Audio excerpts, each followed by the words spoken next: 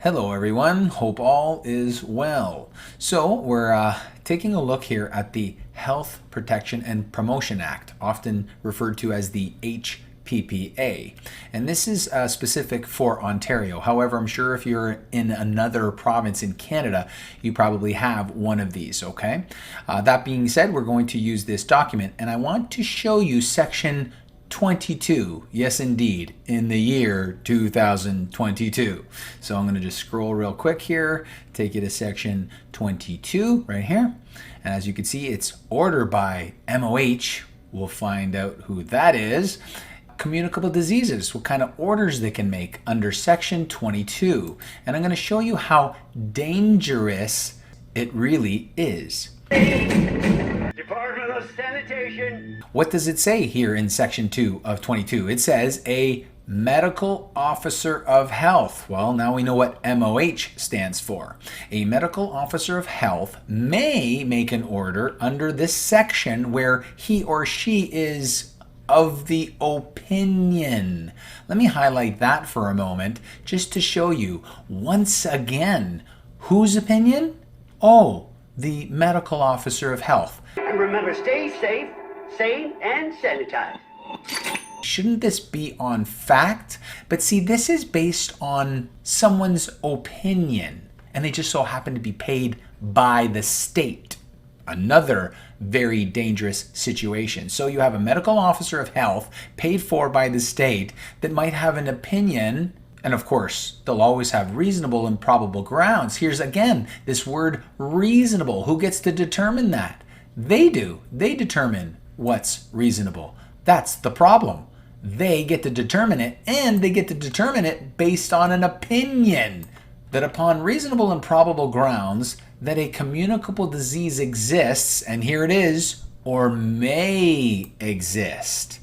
So they can make an order if they have the opinion that a communicable disease may exist. In other words, it doesn't have to exist. It just might exist, I think, and then they can make an order of some kind to shut you down, move you out, but some kind of order to invade your location of not only business, folks, please don't think that, not only of your business, this is also where you live. And no, you don't have to own your property. You could be renting your bachelor apartment. Quite frankly, they can come to whatever location that you stay in. A trailer, it doesn't matter.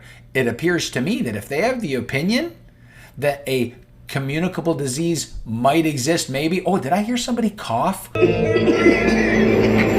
Ooh, I think I heard somebody sniffle. I think my neighbor has a fever.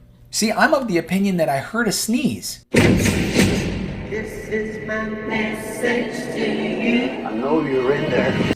And I think that would be reasonable grounds to suggest there could be maybe a communicable disease, and now we're going to have to shut down your business or remove you from your home. Let's open the door. Mrs. Grant, you have visitors. Do you have any idea how dangerous that is? And for anybody who might be out there saying, well, they would never use that for that, well, then why is it there? If you're naive enough to not realize that when they have clauses like this, it's for them to use. That's the point.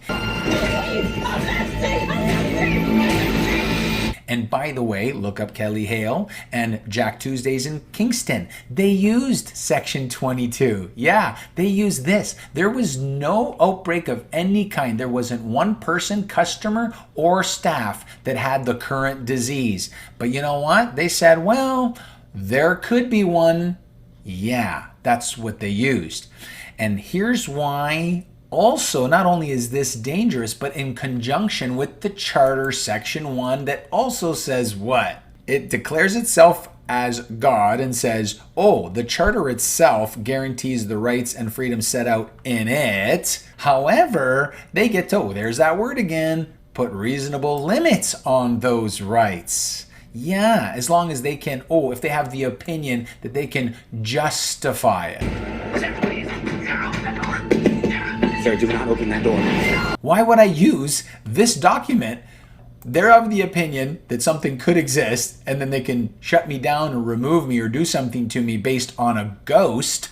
They don't even have to have an actual disease in a location. I'm going to defend myself with the very document that says as long as they think they can put a reasonable limit for, what they think is a good opinion or reason. How can you defend yourself with this?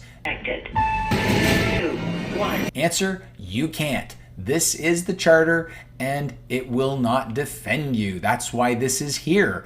That's why we are blessed in this country by God to have an actual, good, solid document that says, whoa, I'm immune! I'm immune! Without discrimination, I have the right in 1B to equality before the law and protection of the law. You're supposed to protect me, not have an opinion to ruin me without having even a disease in the location. That's crazy. That's way over the top. That kind of reminds me of some of the movies out there. Curfew is now in effect. All unauthorized citizens must stay indoors. Tensions rise as we enter the 213th week of lockdown. A grim new reality emerges. COVID-23 has mutated. So back to the Canadian Bill of Rights. Here we have enjoyment of property, don't we? Yeah, we do. Without discrimination, don't we? Yeah. Even if you're renting, this applies to you. See, the Bill of Rights protects your enjoyment of your rented bachelor, or if you sleep in your minivan, you get to enjoy that property, see? But not according to the Charter Section 7. It's not here. See, it's not even here to begin with. This is my message to you. There is no loophole in the Canadian Bill of Rights. So in enforcing, remember, enforcement is federal, right? In enforcing these horrible things that they're calling laws, okay, I'm not calling them laws. This is a way to nefariously harm people. You don't think they can do this to you? Well, I would suggest that you are being quite naive. So, does this need to go? Absolutely, this needs to go. Armed guards will be arriving in 4 to 6 hours. If you want to live in a country that doesn't allow overreaching tyranny, and then on top of it, it allows it with the appearance that somehow it's legal to do it when it clearly isn't. What you're talking about is illegal. So what should we do? Expose the evil, say that we want this removed, and expose the evil of the charter. Get rid of it. Mr. Trudeau Sr. gave it to Trudeau Jr.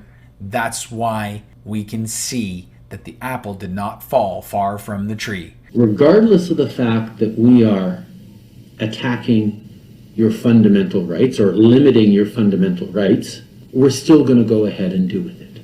And if Mr. Peckford keeps talking about how great this thing is when he can see the damage that it has done for the last almost 2 years in this country, then quite frankly, either he's just too arrogant to admit he totally screwed up when he made this clause, or he's controlled opposition. It doesn't really matter to me. I just know that he's wrong because I don't get my freedom from the charter. I get it from God. God gave me my rights and my freedoms, and only God will take them away. Period. This is my message to you. Use the Bill of Rights whenever you can, and then seek case law, law of precedence, common law. This is my message to you. Thank you guys for listening. I sincerely hope this helps. Grace and peace.